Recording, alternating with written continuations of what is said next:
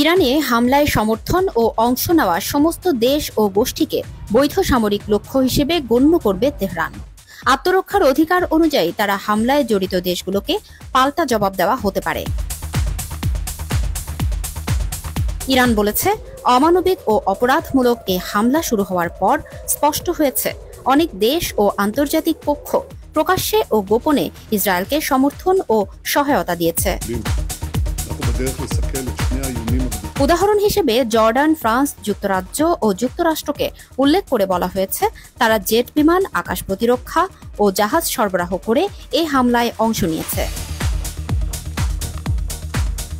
অন্যদিকে আজারবাইজানে ও পারস্য উপসাগর এলাকায় মোসাদ ও অপরাধ চক্রের কার্যক্রম এবং ইরানে অনুপ্রবেশের চেষ্টায় গুপ্তচর ও বিচ্ছিন্নতাবাদী গোষ্ঠীর ভূমিকাও প্রকাশ্যে এসেছে। তেহরান আরও বলেছে, যে সমস্ত দেশ ও গোষ্ঠী এই ষড়যন্ত্রে জড়িত রয়েছে তারা সবাইকে আত্মরক্ষার অংশ হিসেবে টার্গেট করা হতে পারে। ইরান বলেছে, যে কোনো দেশ আবার যদি ইরানে হামলায় সমর্থন ও অংশ নেয় তাহলে তা ইরানি জনগণের বিরুদ্ধে যুদ্ধ ঘোষণা হিসেবে গণ্য করা হবে ও সমুচিত জবাব দেওয়া হবে। ইরান দৃঢ় প্রতিজ্ঞ, তারা জাতিকে ও সার্বভৌমত্বকে রক্ষার জন্য যা করার দরকার তাই করবে।